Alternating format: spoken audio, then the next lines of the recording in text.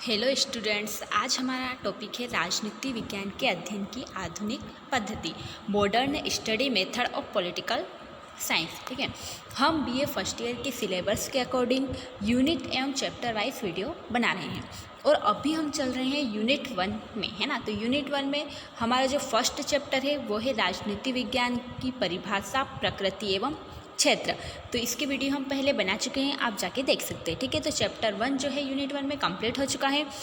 Chapter जो 2 है उसमें आ जाएगा अपना अध्ययन पद्धतियाँ, परंपरागत और आधुनिक, जो मेथड्स हैं ट्रेडिशनल एंड मॉडर्न। ठीक है, तो हमारा जो परंपरागत वाला है वो क्वेश्चन कंप्लीट हो चुका है, परंपरागत अध्ययन पद्धतियाँ। आज हम देखेंगे आधुनिक अध्ययन पद्धतियाँ और आप इसके नोट्स भी बना सकते हैं। स्क्रीन पर आपको शो हो रहा है, स्क्रीनशॉट लेकर आप इसके नोट्स बना सकते हैं। ठीक है, तो अपन स्टार्ट करते हैं।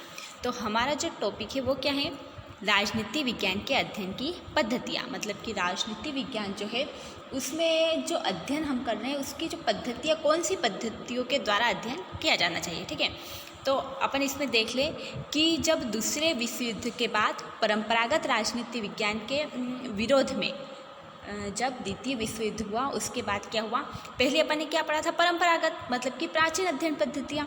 तो परंपरागत जो अध्ययन पद्धतियाँ थी उसके विरोध में या फिर परंपरागत राजनीति विज्ञान के विरोध में एक क्रांति शुरू हुई, है ना, जिसमें सभी समाज विज्ञानों को प्रभावित किया, है ना। तो उस क्रांति के बाद जो अध्ययन पद्धतियाँ शुरू हुई उसे हम क्या बोलते हैं, आधुनिक अध्ययन पद्धतियाँ या फिर व्यवहारवाद। इसे अपन व्यवहारवाद भी बोल सकते हैं। अगर आपको एग्जाम में आधुनिक अध्ययन पद्धति की जगह ये पूछना कि व्यवहारवाद से आप क्या समझते हैं बताइए, तो भी आप इसी को लिख सकते हैं ना, कि द्वितीय विश्व युद्ध के बाद बदलती राजनीतिक परिस्थितियों तथा पिछले अनुभवों के आधार पर कई राजनीतिक वैज्ञानिकों, जिसमें अधिकांश कौन थे, अमेरिका के थे, ने राजनीति विज्ञान के आधार पर अध्ययन के संबंध में यह तथ्य रखे कि राजनीति विज्ञान की जो परंपरागत पद्धतियाँ हैं उनके माध्यम से इस विषय में सही विचार नहीं निकाले जा सकते हैं, है ना। उनका विचार रहा है कि परंपरागत पद्धतियों का अनुगमन करके जिन सिद्धांतों की स्थापना की जाती है वे पूर्णतया सत्य नहीं होते, कि ये परंपरागत जो पद्धति है उनका विरोध कर रहे हैं ना।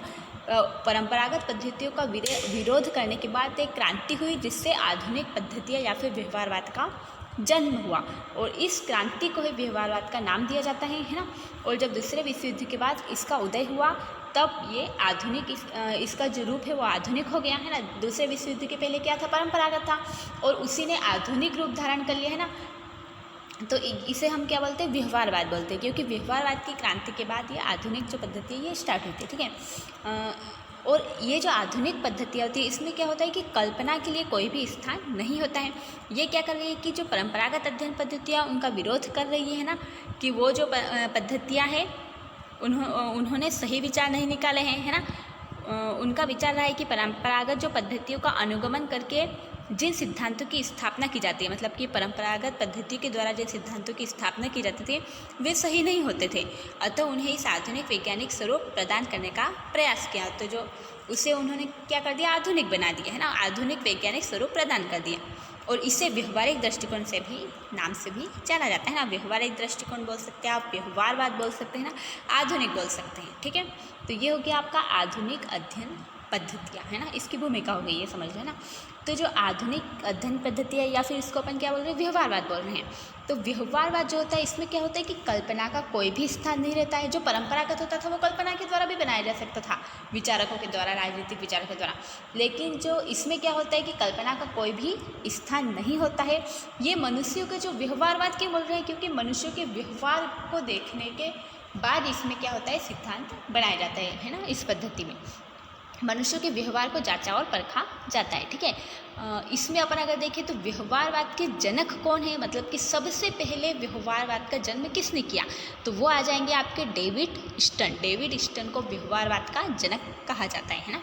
ये आप के ऑब्जेक्टिव वगैरह में पूछ सकते हैं कि व्यवहारवाद का जनक कौन है, तो डेविड स्टन है। व्यवहारवाद अपन किसको बोल रहे हैं, आधुनिक अध्ययन पद्धति को। ठीक है, कि जब दूसरे विश्व युद्ध के बाद क्या हुआ कि जो परंपरागत पद्धतियाँ थी उनके विरोध में एक क्रांति शुरू हुई जिसमें सभी समाज विज्ञानों को प्रभावित किया और इसी क्रांति को व्यवहारवाद का नाम दिया जाता है ना। ठीक है, तो ये आपका हो गया क्लियर। अब अपन देख लेते हैं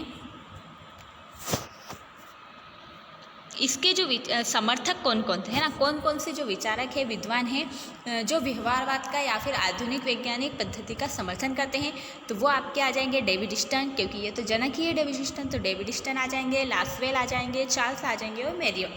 ये जो विचारक या फिर विद्वान हैं ये व्यवहारवाद के समर्थक है या फिर आधुनिक पद्धति के समर्थक है। ठीक है, अब अपन देख लेते हैं आधुनिक पद्धति का स्वरूप क्या है।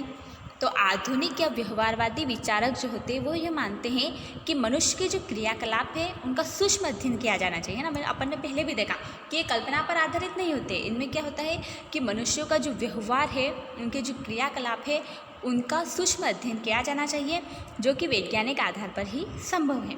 आधुनिक वैज्ञानिक पद्धति का आधुनिक वैज्ञानिक जो पद्धति है उसका राजनीति विज्ञान में प्रामाणिक निरूपण आर्नाल्ड ब्रेस्ट ने किया है। ठीक है, आधुनिक वैज्ञानिक पद्धति का राजनीति विज्ञान में जो प्रामाणिक निरूपण है वो किसने किया है, आर्नाल्ड ब्रेस्ट ने किया है। ठीक है, अब आ जाएंगे अपना आधुनिक वैज्ञानिक पद्धति में निम्नलिखित विधियों का प्रयोग किया जाता है। कौन सी विधियाँ होती है जिनसे आधुनिक वैज्ञानिक पद्धति में जिन विधियों का प्रयोग किया जाता है, ठीक है, तो वो आ जाएगी आपकी सर्वेक्षण प्रणाली, केस प्रणाली, प्रश्नावली प्रणाली, साक्षात्कार प्रणाली, जनमत संग्रह प्रणाली और सांख्यिकी प्रणाली। ये कुछ विधियाँ हैं। इन विधियों के द्वारा क्या होता है कि आधुनिक वैज्ञानिक पद्धति में इन विधियों का प्रयोग किया जाता है ना। ये क्या होते हैं, मनुष्य के जो व्यवहार है उनको जांचते और परखते हैं। मतलब कि मनुष्य के जो व्यवहार है वो कैसे हम जान सकेंगे, सर्वे के द्वारा, है ना। ये सारी एक तरह से जो सर्वे करते हैं ना उसी की प्रणाली है। सर्वे कैसे करना है, एक सर्वेक्षण प्रणाली आ जाएगी, केस प्रणाली, ये भी सर्वे की प्रणाली होती है, प्रश्नावली प्रणाली के लोगों का जो व्यवहार वो प्रश्नावली के द्वारा देखना, साक्षात्कार मतलब कि उनसे मिल के एक उनसे प्रश्नों के उत्तर जान के लिखित रूप में प्राप्त कर सकते हैं, एक उनसे साक्षात्कार मतलब कि उनसे डायरेक्ट मिल के हम कर सकते हैं, जनमत संग्रह होता है ना, जनमत संग्रह करके कर सकते हैं, सांख्यिकी प्रणाली। ये कुछ प्रणालियाँ हैं जिनके द्वारा हम मनुष्य के व्यवहार को जांचते और परखते हैं। ठीक है, तो ये अपन देख लेते हैं, जैसे कि सर्वेक्षण प्रणाली। तो इसमें क्या आ जाएगा कि इस प्रणाली के अंतर्गत अध्ययनकर्ता संबंधित क्षेत्र का अध्ययन सर्वेक्षण के माध्यम से करते हैं। इसमें सर्वेक्षण के आधार पर कुछ निष्कर्ष निकाले जाते हैं। ठीक है, फिर आ जाएगा केस प्रणाली। तो इसके अंतर्गत किसी इकाई या विषय के बृहद अध्ययन हेतु अगर किसी चीज़ का बृहद अध्ययन करना है, विस्तार से अध्ययन करना है, तो उससे संबंधित या उसके अंतर्गत किसी सीमित या छोटे क्षेत्र का चयन कर उसके सूक्ष्म अध्ययन के आधार पर पूरे विषय या इकाई के संबंध में निष्कर्ष निकाले जाते हैं। फिर आ जाएगा आपका प्रश्नावली प्रणाली। तो इस प्रणाली के अंतर्गत संबंधित विषय की एक लंबी प्रश्नावली तैयार की जाती है और उससे संबंधित व्यक्तियों से उत्तर पूछे जाते हैं ना, और प्राप्त उत्तरों के आधार पर विषय के बारे में सामान्य निष्कर्ष निकाले जाते हैं। फिर आपका आ जाएगा साक्षात्कार प्रणाली। तो इस प्रणाली में अध्ययन से संबंधित व्यक्तियों से साक्षात्कार लिया जाता है ना, उसके आधार पर निष्कर्ष निकाले जाते हैं, मतलब कि उनसे डायरेक्ट मिल के उनसे जो बातें करके उनकी बातों से क्या उन्हें जो निष्कर्ष निकाल पाते हैं, क्या निष्कर्ष निकलता है। ठीक है, फिर जनमत संग्रह करके इस प्रणाली के अंतर्गत अध्ययनकर्ता किसी विशिष्ट क्षेत्र में जनता की राय जानने के लिए हाँ या नहीं अथवा ठीक या गलत शैली में लोगों की राय जानकर इसे संग्रहित करने से, मतलब कि कितने लोग हैं जो सहमत है, कितने लोग हैं जो सहमत नहीं है ना, ऐसे जनमत संग्रह निकाल लेते हैं। फिर सांख्यिकी प्रणाली। तो इसके अंतर्गत अध्ययन से संबंधित विषय के सभी आंकड़े एकत्रित करके उसके विश्लेषण के आधार पर निष्कर्ष निकाले जाते हैं ना। तो ये कुछ प्रणालियाँ हैं जिनके द्वारा मनुष्य का जो व्यवहार है उसको जांचा और परखा जाता है। ठीक है, फिर अगर अपन देखें आधुनिक वैज्ञानिक पद्धति की आलोचनाएँ, तो आलोचना क्या की गई है, तो इसकी कुछ आलोचना भी है कि इसकी प्रमुख जो दुर्बलता है उसकी मूल्य निरपेक्षता है, जिसके कारण राज्य विज्ञान नीति निर्माण, सक्रिय राजनीति, समाज की तात्कालीन और दूरगामी समस्याओं आदि से पूर्णतया पृथक हो गया है ना। मतलब कि ये इतिहास में जाकर नहीं देखते हैं। परंपरागत जो अध्ययन पद्धति है उसमें क्या कि जो राजनीतिक विचारक होते हैं उनके इतिहास में जाकर देखा जाता है, इसमें ऐसा नहीं होता है। ठीक है, फिर राजनीतिक घटनाओं और समस्याओं के आंतरिक तत्वों का साक्षात्कार व प्रश्नावली की तकनीक से पता नहीं लगाया जा सकता है ना। अगर जो राजनीतिक जो घटनाएं हैं वो उसी समय हम साक्षात के द्वारा नहीं बता सकते ना, वो तो अनुभव के द्वारा ही हमें पता चलता है कि वो कितनी सही है और कितनी गलत है। ठीक है, इस विधि के समर्थक ये भूल जाते हैं कि प्राकृतिक विज्ञानों और आधुनिक विज्ञान के तथ्यों में गंभीर अंतर होता है। ये विधि जो होती है इसमें ये भूल जाते हैं कि प्राकृतिक विज्ञान अलग होती है और राजनीति विज्ञान अलग होता है। इनके जो तथ्य होते हैं उनमें बहुत ज़्यादा अंतर होता है। राजनीति विज्ञान के तथ्य प्राकृतिक विज्ञानों की तुलना में लचीले, जटिल और परिवर्तित होते हैं। तो ठीक है, तो ये आपका हो गया आधुनिक वैज्ञानिक पद्धति का कंप्लीट क्वेश्चन। ठीक है, ठीक है। तो ये आपका हो गया आधुनिक वैज्ञानिक पद्धति की आलोचनाएं हो गई है ना। इसकी कुछ मान्यता बोल सकते हैं अपन, विशेषता बोल सकते हैं जो अपन ने देख ली है ना, या फिर पद्धतियाँ बोल सकते हैं ना, उनको अपन कुछ भी बता सकते हैं, वो हो गया है ना।